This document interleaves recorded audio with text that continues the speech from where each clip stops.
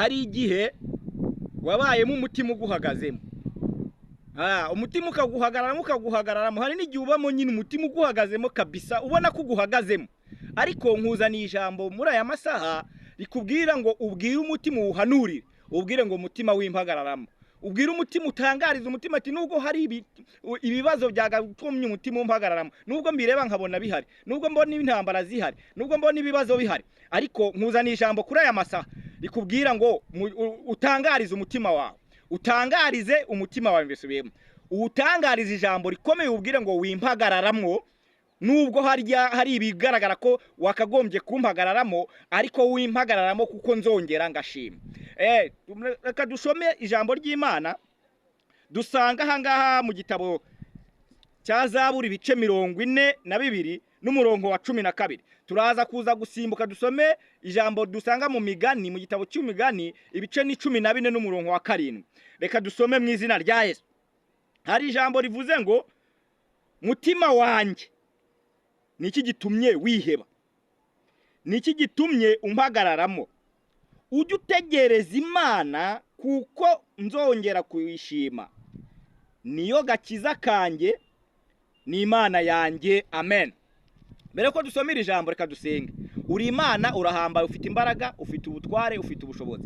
Iri ni ijambo ryatutanze kubaho, twe ntikwashobora kuribwira abantu ngo bazaryumve cyangwa rigira umumaro mu bantu, ariko wowe ni we nyiri ijambo, ugira icyo ukora mu mitima y'abantu bazaryumva, ni mu izina rya Yesu. Amen. Dusomye ijambo rikomeye cyane dusanga mu gitabo cya Zaburi. Uyu ni Dawidi. Yararebye asanga amakuba aramugose, asanga ingorane ni nyinshi ku buzima bwe, asanga ari mu gihe kibi nk'uko nawe waba ukirimo nanjye naba nkirimo. Noneho asanga niyemerera ko amakuba amushyira mu maganya cyangwa ayemera akamuyobora, biri bumugireho ingaruka zikomeye.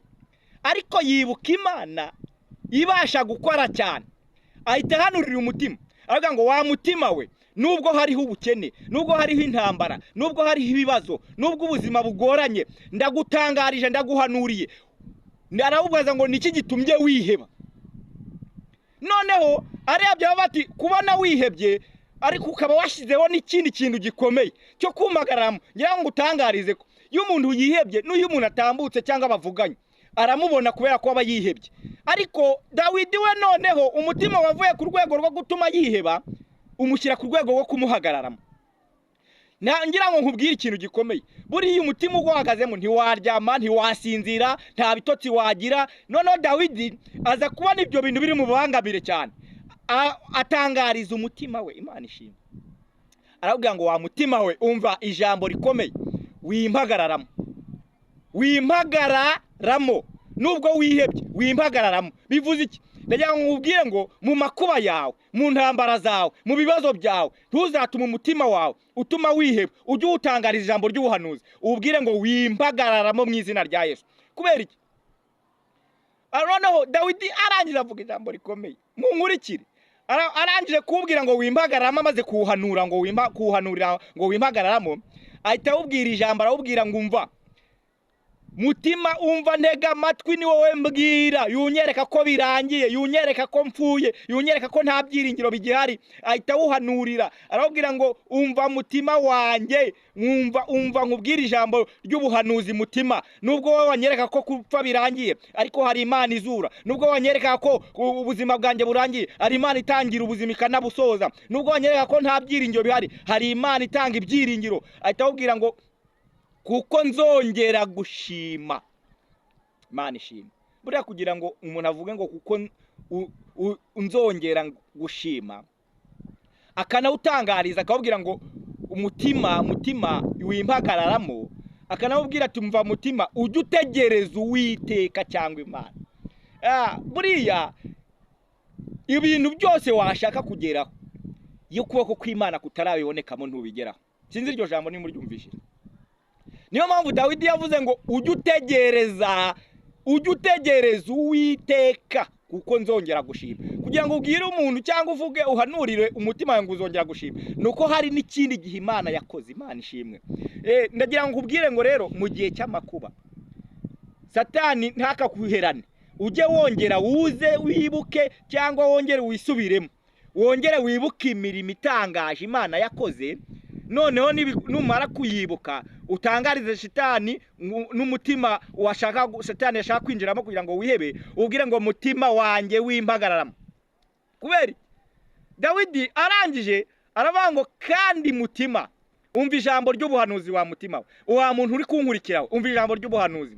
Arangije atawubwira ngo anyarukira muri Yobu 14 umurongo wa 7, atawubwira ngo erega haracyariho ibyiringiro wa mutima we, yuko igiti niyo cyatemwe, Imana ishimwe ndafashe, cyakongera gushira, kizongera kigashibuka. Pirito numbabarire, cyakongera kigashibuka, kandi cyamara gushibuka kikajya kigira ngo nubwo imizi yacyo yasazira mu butaka, iyo cyumvise amazi kirongera kigashibuka. Erega haracyariho ibyiringiro nubwo ubona ibintu byananiranye, ko hari ikimana izakora ku buzima bwawe. Umva ijambo ry'ubuhanuzi, nubwo ubona intambara zabaye nyinshi, erega haracyariho ibyiringiro ko intambara zashira ku buzima bwanjye cyangwa bwawe. Nubwo ubona ko imisozi ikugarije mbese ubona ntaho kwinyagamburira ufite, ariko haracyariho ibyiringiro nubwo icyo giti cyatemwe, ariko Imana ishimwe n'icyumva amazi y'ijambo ry'Imana. Ijambo Imana ivuga riremereye kurusha uko isi iremereye. Kugira ngo ubyumve, iki kirere kituri hejuru tubona twese hejuru, ntabwo Imana yashinze inkingi yaravuze ngo nikibeho kibaho. Imana yahanitse ikirere mu ijambo, ntabwo yananirwa kuvuga ngo niba wari uvuze umwana nubona umwana mu izina rya Yesu. Ntabwo Imana kuvuga ngo nubona akazi ntabwo byayitwara amasaha. Ntabwo kuvuga ngo Imana kuvuga ngo nubona imibereho byayitwara igihe kinini. Imana ntabwo kuvuga ngo nuhindurirwa amateka ari ibintu biri garave imbere yayo, kuko niba yaravuze ngo wakirerewe baho kikabaho. Ijambo ry'Imana ni ijambo. Noneho ngo nuko ngo Dawidi abwira umutima ko wimbagararamo. Noneho aranja avuga ati nubwo utari kubyumva neza reka ngutangarize. Nibwo yanyarukiye muri Yobu, aravuga ngo erega haracyariho ibyiringiro yuko iyi giti gitemwe cyongera kigashibuka, iyo cyumvisha amazi kirongera kigashibuka, kandi nubwo imizi yacyo Imana ishimwe yasazira mu butaka. Ndafashijwe. Hari ibintu, hari igihe uba mu buzima ukabona waragagaye, ariko nigutangarije ijambo rikomeye yuko nubwo umuntu ubona ibyumagaye, ibikugose, nubwo ubuzima ubona bwumagaye, nubwo intambara zagushyize ahantu ukabona warumagaye, nubwo bagutemye ukabona ko ahantu hose watekereza kuzakura umugisha nawe uhari, ariko hari Imana ivubira imvura umugisha cyangwa ivubira isi umugisha. Hari Imana mu nguni z'Imana haracyarimo ubutabazi. Hari igihe kimwe ngo abigishwa bari ku nyanja, kugira ngo byumve neza, ngo inyanja imeze nabi, ngo nuko ngo Petero ngo agiye kubona n'abigishwa ngo babona ngo Yesu ari ngo umuntu ari kugendera hejuru y'amazi, ntibamenya ko ari na Kristo, bagira ngo ni umuzimu.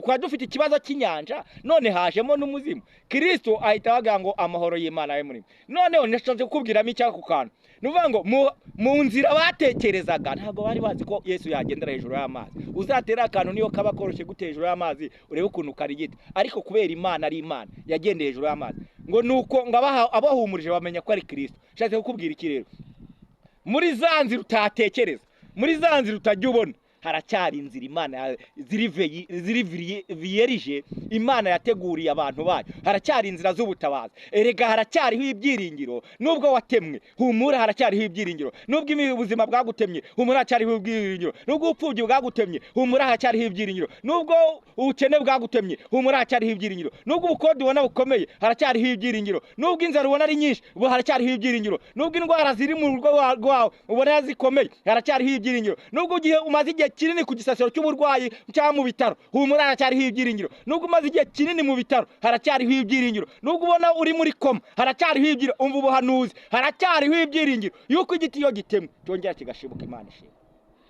kikagira amababi y'ibitontome. Humura uzongera ugira ubuzima nyabuzima. Humura nubwo ubona ibintu byakomeye, uzongera wiyumvemo ubuzima. Ngo noneho ngo iyo cyumvise amazi, ubundi wumvishe ibintu bye bucantege, wumvishe ibintu bigusubiza inyuma, wumvishe ibintu bigusubiza inyuma mu buzima bwawe, wumvishe ibintu byo kuguca intege, ariko ni wumva ijwi ry'Imana kugira ngo humura ndagutabaye, ntawe uzongera kugusubiza inyuma, uzaba utabawe. Y'Imana ivuze gukora kwayo kungana, kuvuga kwayo kungana no gukora. Nivuga ku buzima bwawe, tegereza Imana, wikigirira nawe. Niyo mpamvu Dawidi yahagaze mu ijambo nabasomeye muri Zaburi 42 umurongo wa 12, aravuga ngo umutima niki gitumye wiheba. Yararebye ubuzima bw'ibyo yibutse amateka yaho Imana yamukuye, asanga uyu mutima natawuhanurira uri bumukoresha ibibi. Aravuga ngo wowe mutima we numva ngo uhanurire wimpagararamo kuko nzongera gushima. Ujye utegereza Uwiteka kuko nzongera gushima. Hanurira umutima wawe ubwire ngo nubwo unyereka ko bimndangiye nta gihe cyo kurangira gihari, jya utegereza Imana yavuganye nanjye. Wa mutima we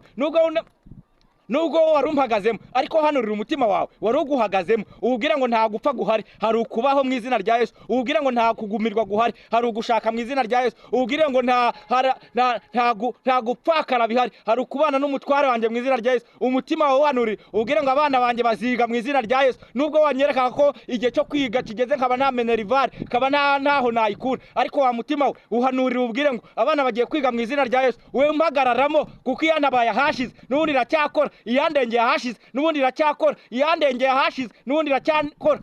Imana ishimwe. Harura umutima, umutima ntubwiye ko minerivare zigiye gutuma useba, no, ntabwo uri busebe mu izina rya Yesu. Hanura umutima ugira ngo mpagararamo kuko haracyari ibyiringiro, iyantabaye hashize n'ubundi izantabara. Hari umugaragu w'Imana yanigeze wandika ijambo rikomeye, aravuga ngo nubwo ndetse aravuga ngo nubwo ubona ko nta byiringiro, ariko Imana iracyafite urufunguzo rw'ibizaba. Kubera iki? Urufunguzo ni Yesu ufite urufunguzo rw'ibizaba, kuko Yesu afite urufunguzo.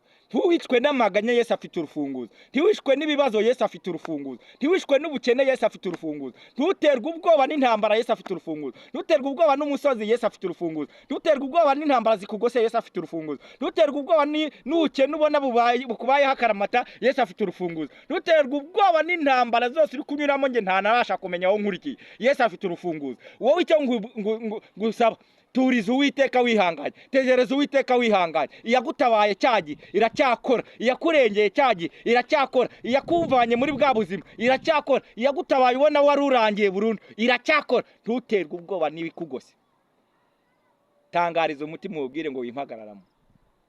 Aya masaha ndagusabye ngo utangarize umutima wawe ubwire ngo umutima wimpagararamo. Kubera iki? Hari igihe umugaragu wayo Yeremiya yari ari mu gihe kimugoye cyane, ubwo bajyaga i Babuloni bakamara imyaka 70, yahuye n'intambara nyinshi zo kumufungira ahantu hakuye mu misozi, mu buzima mbese bugoye cyane nta rwinyagamburiro. Ariko mu maganya yiwe mu bice bitatu hari ijambo rikomeye, nshaka kubabwiramo ijambo rimwe muri ayo magambo, kuko yari ari mu maganya akomeye, abona bikomeye bigoranye, abona nta rwinyagamburiro. Ariko hari ijambo rikomeye ryavuzwemo, avuga ngo Yeremiya we ntabaza ndagutabara, nkwereke ibikomeye biruhishe utamenya. Hari igihe uba mu bintu ukagira ngo ukumva utakongera gusenga, ariko ntukareke gusenga. Hari igihe ibintu bikugota ukumva utareka gusenga, utakongera gusenga, ariko ntukareke gusenga. Noneho kuba ko Imana idusaba kuyitabaza, kuyibwira ibyacu, kuyibwira ibituruhije. Nuko Yeremiya aravuga ngo Uwiteka aramwibwira ngo ntabaza ndagutabara, nkwereke ibikomeye. Rimwe Imana ibwira Kuro ngo Kuro, ninjye Uwiteka nzatembesha amazi mu kidaturwa. Imana ishimwe. Imana ishimwe ko igitembesha amazi mu kidaturwa. Mu kidaturwa ni handi wabonaga ko nta butabazi wabona, ni handi ubona ukabona nta byiringiro wagira, ni handi ubona byarangiye burundu, ni handi hatagira icyiza cyahaboneka. Ariko aho Imana igyatembesha amazi, nawe ukabona ubuzima, nawe ukabona ubuzima. We kora ushaka ubuzima, wibaha Imana, ubane n'abantu mu mahoro, utegereze Uwiteka, we kwiheba, we kwigirira nabi, we kubona ko birangiye, kubera ko Imana iracyakora. Imana iracyakora, Imana iracyakora. Mbisubiyemo, imana yacu iracyafite urufunguzo rw'ibizaba, iracyakomeye. Iyagutabaye kera n'uyu munsi yagutabara, iyakurengeye kera n'uyu munsi yagutabara. Kusanya amashimwe, kusanya ibihe byiza yagiranye n'Imana, kusanya imvugo y'Imana ku buzima bwawe, utangarize umutima wawe, ubwire ngo we kwiheba wa mutima we, kandi wimpagararamo, ujye utegereza Uwiteka kuko uzongera gushima. Imana ishimwe. Narinzanye ijambo kuri uyu mugoroba kuri Shaka Imana TV, nibabwira ngo cyangwa ritubwira utangarize umutima wawe wo kuguhagararamo, kuko uzongera ugashima Imana mu izina rya Yesu, kuko iyakoze kera n'ubu iracyakora, iyagutabaye kera n'ubundi iracyatabara, iyakurengeye kera n'ubundi iracyarengera. Ndabashimiye kubwira ijambo twavugaga kuri Shaka Imana TV, ngira ngo mujye mwibuka gukora subscribe, muri sharing abandi nabo bafashwe mu izina rya Yesu, kuko ijambo ni ridufasha guhumurizwa rikatuvana mu maganya. Mbese ijambo ry'Imana, twese dukeneye ijambo ry'Imana, uko waba uri kose ubukeneye ijambo ry'Imana.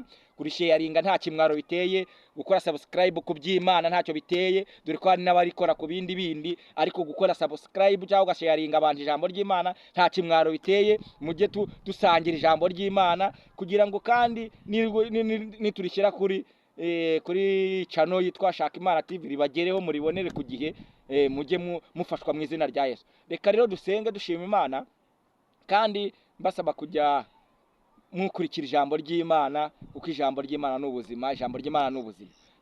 Reka dushima Imana. Uri Imana ikomeye, ufite imbaraga, ufite ubutware.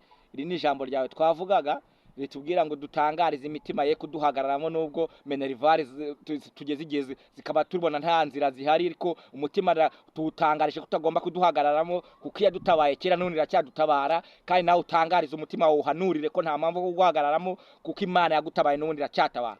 Turagushimiye ko ugifite urufunguzo rwo gukiza indwara, ko ugifite urufunguzo rwo kwirukana ubukene, ko ugifite urufunguzo rwo kuruhura abarushye n'abaremerewe. Ni mu izina rya Yesu Kristo, amen. Imana ishimwe, Imana ishimwe, Imana ishimwe.